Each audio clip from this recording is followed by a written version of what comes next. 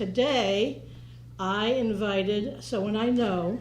It's a topic that we have discussed in the past, discussed at other places.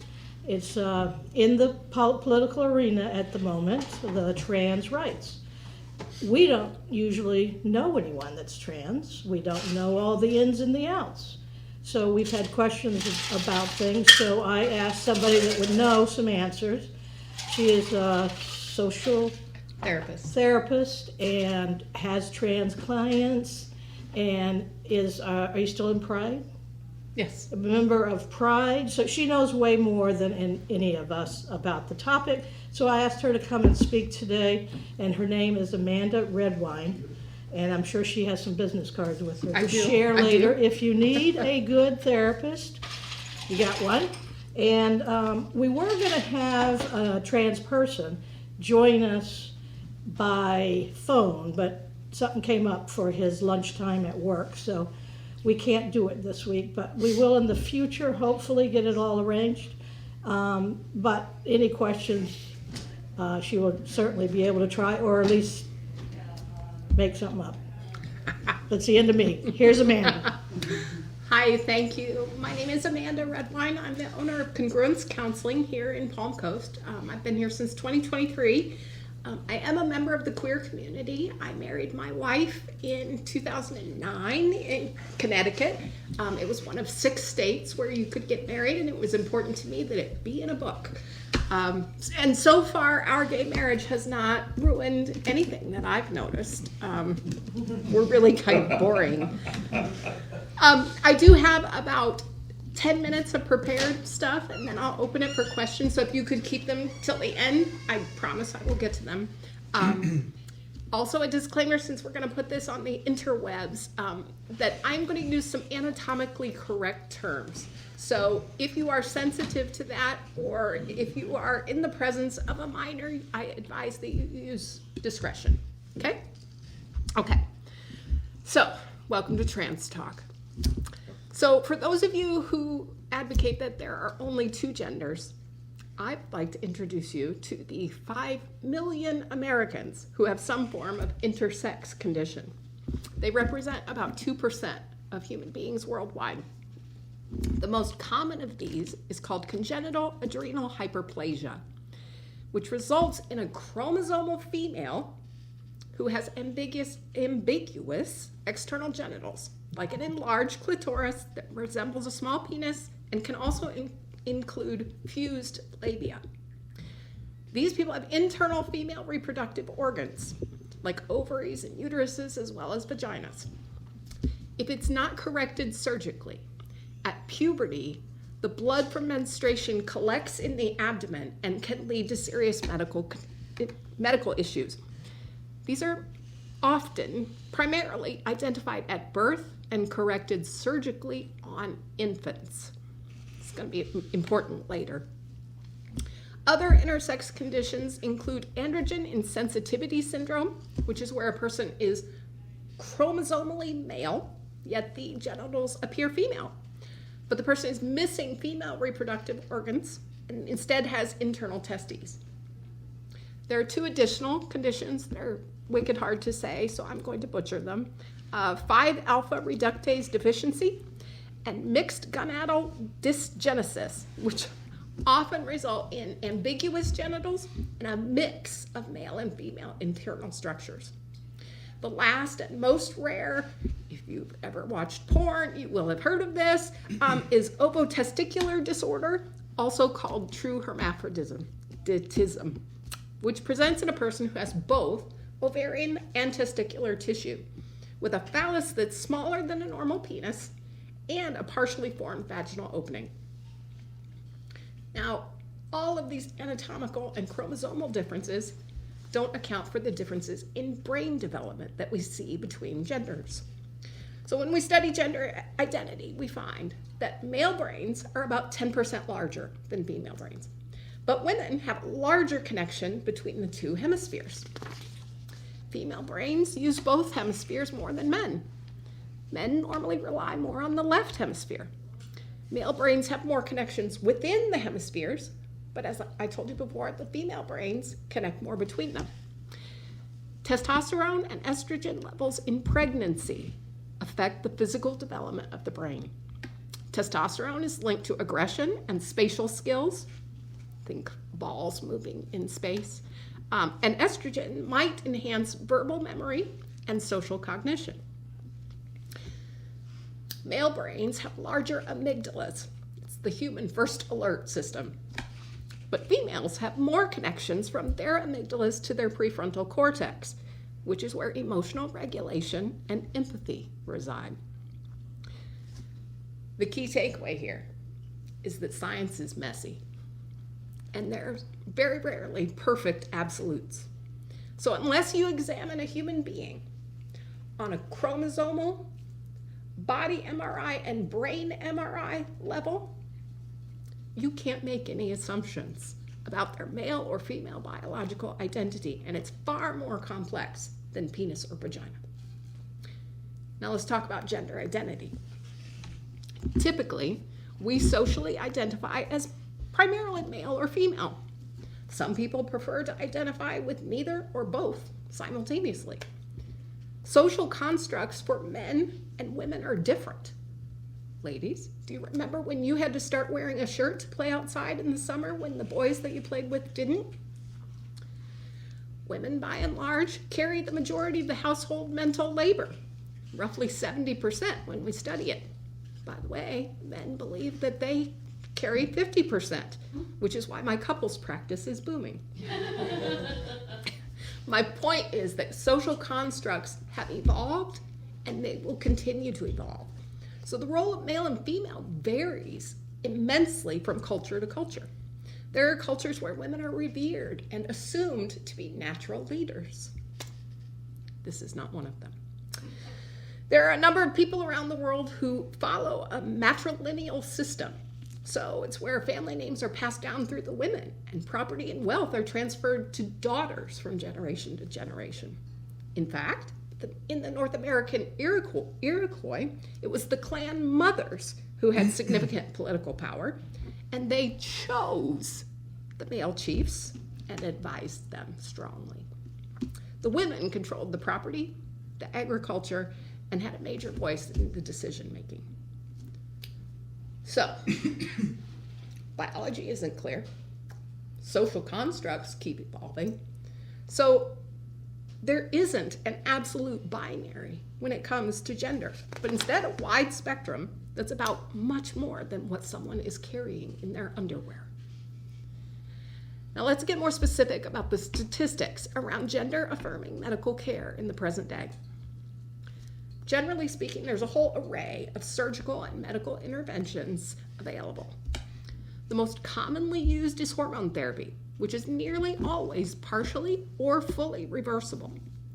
We estimate that between 1% and 8% of patients ultimately revert, but those decisions are deeply personal, and they're often based on scarcity of care or lack of support more than regret. Top surgery is available, and about 20 to 50% of patients use this method to affirm their gender through breast reduction or removal or enhancement. Here in Florida, the cost of breast removal is about $8,000. It is rarely covered by any insurers and has to be paid out of pocket. Bottom surgery is an option that roughly between 10 and 30% of transgender people pursue, but it includes significantly higher health risks and costs. Some other interventions that we might see are facial feminization, electrolysis, hair transplants, and voice surgery. Now, there's a myth that we often hear in the media, and it's about surgeries being performed on minors. I want to clarify that gender-affirming surgeries are only very rarely performed on minors, and they are virtually all done on intersex infants with genital malformation. About 6,000 breast surgeries were performed on minors in 2022. There were about 600,000 breast surgeries, augmentations, lifts, you name it, nationally. 97% of those surgeries that were performed on minors were performed on cisgender males who wanted to get rid of their man boobs for aesthetic reasons, not because they were transgender. There were 35 million aesthetic procedures done in 2023, but you're being asked to focus on the 180 procedures performed annually out of pocket with parental consent. By comparison, 20,000 penis pumps are installed annually in men for sexual performance enhancement. Let's talk about how you can be supportive of the transgender community, because their suicide rate is 9 times higher than their cisgender counterparts. These people have real feelings, and they are the most courageous humans I have ever had the honor to know. No one is choosing to be transgender for attention. They have to accept potential complete rejection by the people closest to them, not to mention physical violence on a daily basis in public. While I'm not transgender myself, I've gotten to know so many trans people through my practice, and I cannot imagine the internal struggle of looking in the mirror and feeling as though my own body parts are somehow wrong. If you have the opportunity to use chosen pronouns for someone, or to use their chosen name, just do it. Hard stop. You have no right to know another human being's truth, and certainly no inherent right to infringe on their freedom of expression. I'm finished imploring people to be kind and Christ-like. You either are or you are not. And all people are safe with me, and that's all I can control. I hope I helped educate you today and answer some of your questions. Those were facts that I didn't understand. So I'm happy to be able to share those with you. And I am open for any questions you have. I took a sex education class in 1970, and they explained all this as from the fetus developing, and the testes are up here somewhere, and it's all a process of dropping down. And obviously, during the process of as a fetus, the development at certain stages, if the right or the wrong, I shouldn't say the wrong hormone, but a hormone goes there, and it goes one way or the other. Is that right? As far as I know, I'm not a doctor. Yeah. But I think we probably learned a lot since the 70s, so even if Well, that was I'm just trying to correct it as well as she knows. I mean, it was known then, because we talked about hermaphrodism in the sex class, and I assume that anybody that isn't one gender is both. But it's not that simple, is it? right. Not even close. No. Not So, even close. you know, Today on the Post Reports podcast, the Rhode Island transgender, her name isn't coming to me, was interviewed this morning. And one of the topics that came up today was the blanket, executive order.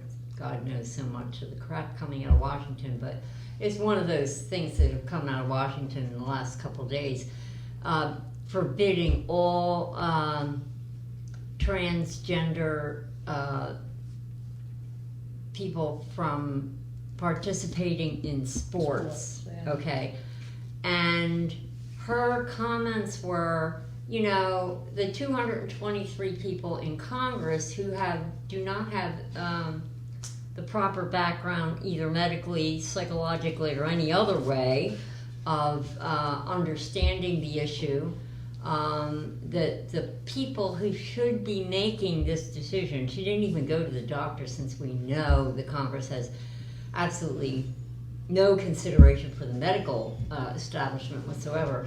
She said that the individual sports would be the best place because they would know their sport better, the physical things going on with their participants, etc. They would be the better judges than Congress for this. And I thought that was a pretty rational, not that there is much rational coming out of the government right now, but a very rational way to deal with it, although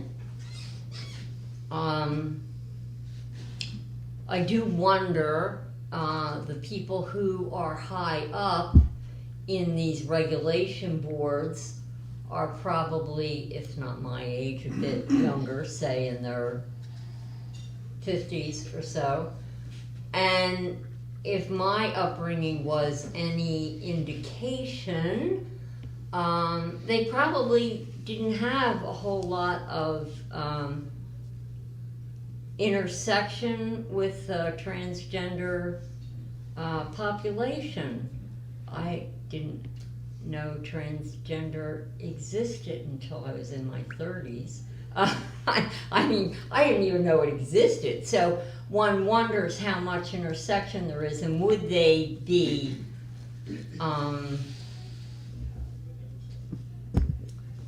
they might be the best judges, but that still doesn't mean that they would be good judges. The best judges. Mark, and then you wanted to speak, and go ahead. Oh, yeah. First of all, I want to thank you so much for coming and expanding on the science side of it. Clearly, there's a group that has little to no confidence or belief in what science is. So presenting them with the science side of things, you've already started an argument with them. Secondly, from your practice and your experience, do you find that we're seeing more older, established people that are male or female? I'm in the middle of watching a phenomenal show called Will and Harper, and it's about Will Ferrell and his best friend of 50 years that transitioned at 62 years old. Wow. And they travel around the country retracing steps of his friend, Harper, and experiencing and going through walking into a family member's house and all of those kind of things. And an older, the second thing that I hear and that I get shared with from those that are concerned is this exposure of possibility. This, well, my friend Betty in middle school keeps talking about playing with trucks and doesn't like to wear dresses, and that may be me. So you get an embedded or a thought, which some groups are very scared of the possibility of presentation, whether it be for pornography or religion, because you have, as a young person, a blank slate. They don't know at 5 or 6 that they're different until someone they run into, or they don't feel. So I'm curious, in your practice of the exposure of people, if you have any, how should we, or how should culture itself deal with these changes? Because the truth is, they've been around for 1 million years. They're going to be around for 1 million years. They've just chosen to find the smallest group of people to pick on to make a big deal out of it. And they're being destroyed by it and hurt by it and suffered by it for nothing more than fear. So what would be your thoughts on that? To be blunt, we have to wait for the boomers to die. Because if you go to any high school or middle school in America today, you will They find don't care. it is much more fluid, much more widely accepted. The norms that you and I grew up with do not exist in this generation. So I have a lot of hope that they will bring us around. Gen X, the ship sailed and we crapped out. How did that, how I'm a did that boomer, happen? trust me. How did that change happen that the rest of us didn't notice? Well, in my experience, it was the advent of the internet. Because Okay. all of a sudden, Okay. we had access to information that was global, instant, and free. And so if I were questioning, for example, my gender, and I lived in, Mrs. Podunkville. thank you, exactly, I was trying to find a PC way to say that. And I had never met a trans person, had never even known. My wife graduated high school not knowing that she was a lesbian, like not knowing that lesbians existed. Oh, yeah. She was that sheltered. And like in retrospect, like hello, softball, like come on. Anyway, You'll be next. yeah, I'm trying. I'm sorry. Emma. Using the internet, I think, provided community for young people that they could not find in person. It provided us safety and anonymity to explore that they did not have access to in their podunk towns. Okay, let me make sure I'm understanding this correctly. In my mind, from what you described at the beginning, male and female are probably extremes on the spectrum, and then there's a lot of areas. Would that be the right way to look? Yes. My concerns are more along the ways of what the LGBTQ community asked for in the way of equality, where it's a little more than equality. For example, males who transition to females, what kind of superiorities are they going to retain to allow them into female sports? Okay, those are my concerns. Okay. Where's the equality for the 17, 18-year-old girl that spent 10 years learning to box against other girls, and now she has to box against a man? Or what? So, see what I'm saying? I completely agree with you, as a So- matter of fact. How do we do something about those? Should there be a third or fourth or fifth category for sports? That's My question to you is, okay, so if you say that the pinnacle of sports is the Olympics, right, because you take the money out of it, I would say that the Olympics, much more so than a professional athlete. yeah. Okay? If that's the pinnacle, the Olympic organization can dictate, if they want to, they could dictate body size, body mass. They could do anything they want. It's a red herring. Okay. We're talking about But one that's or two. already too politicized. The International Olympic Committee, that was already a controversy this past year, because of the two different boxing associations are politicized. One accepts one and one does not accept one. So that's already politicized. I'm going to interject here. So, other than sports, okay, sports is a complicated issue, definitely needs work, definitely has better knowledge people to make the decisions as a possibility, and we're not deciding sports, okay? You can have an opinion, but let's just move on, and let me ask you, back to your... I think this is important. It's a political issue, and that's what we're about. So Dave, do you Well, realize there's my question- professional women boxers that Sure. box against men? No, I don't. There All are. right. There are winning box. That's okay. They've chosen to move to a higher class. That's the point I'm trying to make. Hold on. They're moving to a higher class. There are some middleweights that can choose to move up to heavyweights.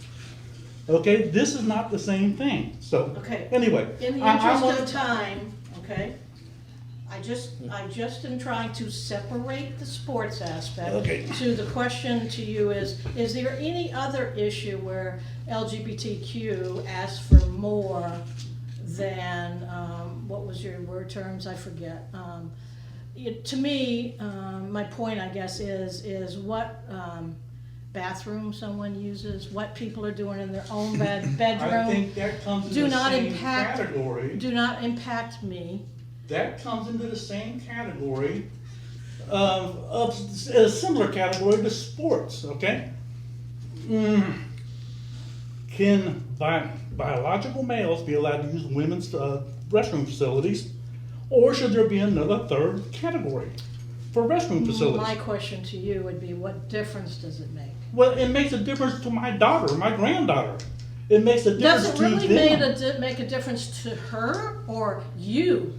I'm Speaking sure for my her. daughter would not like it. I'm sure my granddaughter would not like You're it. sure? Okay, well, I so mean, having listen, had experience in female restrooms,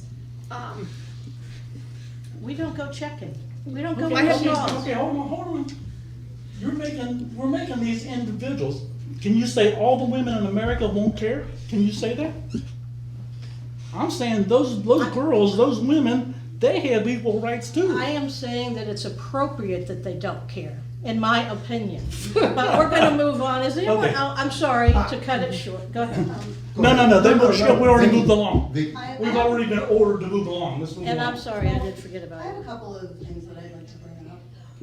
One of them kind of stems off Mike. from, Turn the mic towards you. one of the things that I wanted to bring up kind of stems a little bit from what you were just saying. And that right after the election, there were members in our community that I think felt emboldened by who just became president. And even the day right after the election, there were people driving around town making their presence known. And I saw that on local social media. And when I saw trans bashing on some of our local Palm Coast pages in regards to a local gym, and that there was a trans person in one of the locker rooms. So I took it upon myself to do some investigating, and I went to the facilities and asked questions, and come to find out a scenario like that happened at a same type of gym, but 6 years ago. So it was like brought up again, or a concern again, and this emboldened, chest-beating arrogance, slamming trans people was stirring in our community. So my family went and got gym memberships there because we want to support that gym.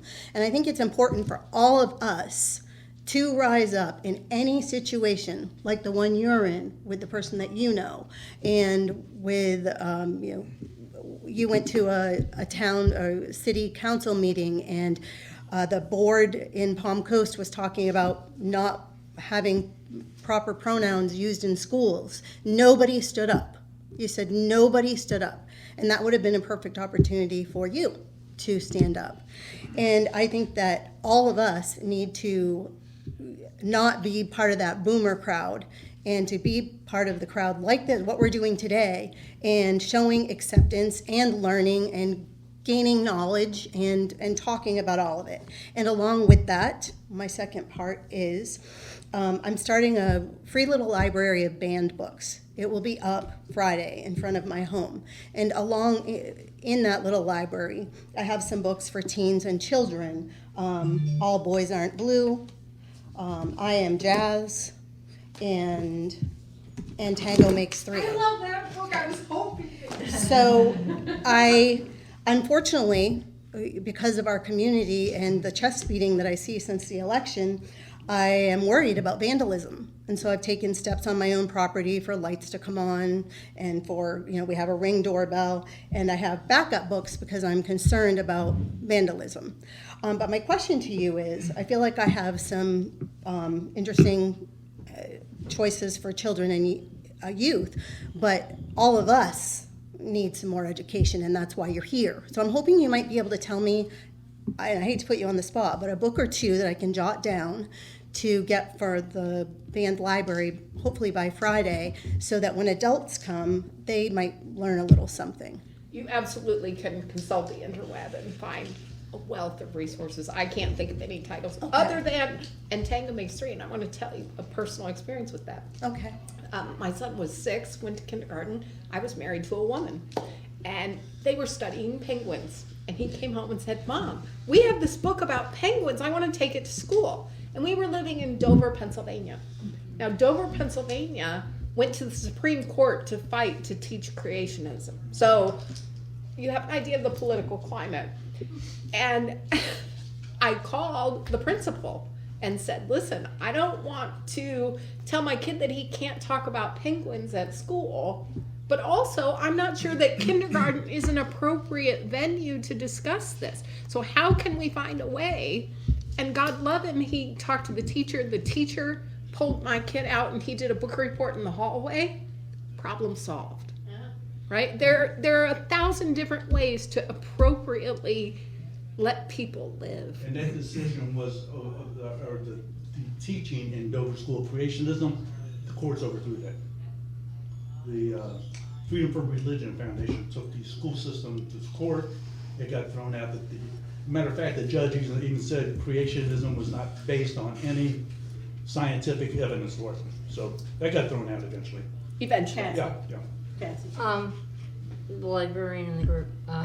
There is a set of legal thrillers by a trans attorney, and the trans attorney's last name is Gigli, Gigli, and they're really good legal thrillers, but it also shows you what she deals with from the other lawyers, from the occasional judge, etc.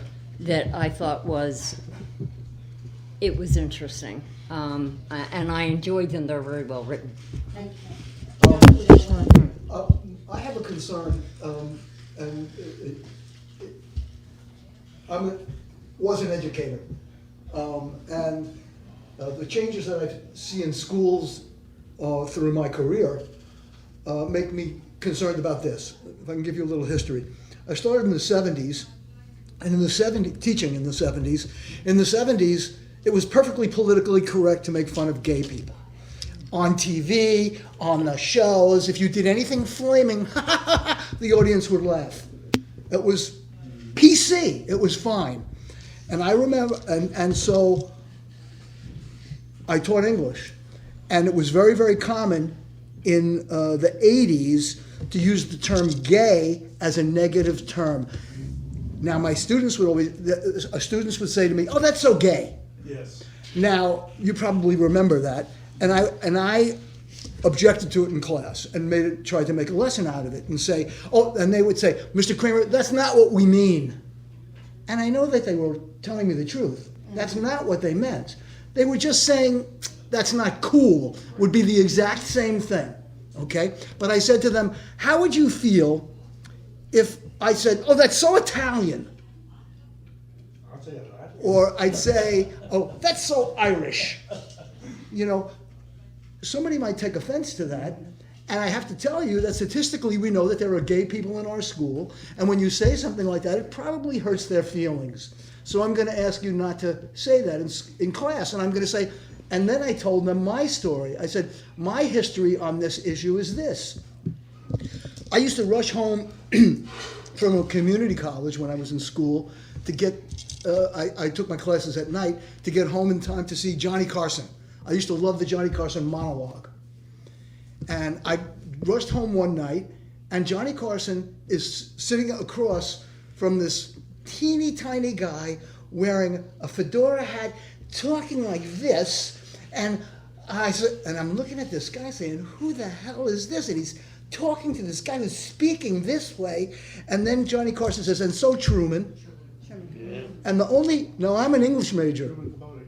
The only Truman I knew was Truman Capote. And as far as I was concerned, he walked on water. I had read several of his novels by that time, and I thought the guy was absolutely a brilliant artist. And I sat there with my mouth open, thinking, I have to rethink this issue. And that was when it happened to me. Now, I tell you that just the way I told it to my class of 13-year-olds back in 1991. Can teachers still do that? No. You were ahead of your time. And did they cooperate with you? The kids? Yeah. They would try, but then they'd say, oh, that's okay. Say, oh, I'm sorry, Mr. Yeah. Kramer, and stuff like that. That They was their- understood. that was their They- social no, conditioning at the time. They understood And this issue what was the social lesson was. conditioning But that- I fear that the days when a teacher could stand up in front of a class and go through a lesson like that and talk about the language and being careful with your language, and my own personal experience with being prejudiced against gays as a young person, just like everybody else was, and going around and then realizing I was wrong. I fear that schools today wouldn't allow that discussion to take place. That was a good lesson to Not learn. Florida. That you learn on your own that it was wrong. I That's the thought best that way to was what learn. said Yes. what he said. So I mean, do they it's still like a teach spiritual what he awakening. said about sex That's good. That's a Do good they way to still learn. teach that? So, yes, I said you were ahead of your time. I don't know your name. Donna. Oh, Donna. You don't look like Donna? Same I'm Donna. sorry. Hi, Donna. Same Donna. It's just to me that, building on what Al is saying, that bringing that up to today, it's infuriating to me that our teachers, who are our children's, sometimes their most trusted advocates, cannot discuss or support these kids who are so often in real emotional pain, and as Amanda said earlier, have 9 times the suicide rate of cisgender people. It's infuriating to me that we live in a climate now that has ordered, the stuff about the bathrooms, the things about the sports, the stuff about the pronouns. I mean, really, why does anybody care if someone chooses to say, my pronouns are they? Great, then I will refer to you as they, because how hard is that for me? And how much better does that make that person, affirm that person's identity? So, I don't really have a question, just a statement. I worry about the A little future. point to that is that I have found some teachers are actually in the same boat as the ones that we're saying, so they would be the one wanting not to teach these lessons because it's against their personal beliefs. Yeah, I think we need to end, even though, I'm sorry I didn't get to everybody. Thank you, everybody, for coming, and thanks Al and Kathy for doing this for us. Thank you, Amanda. And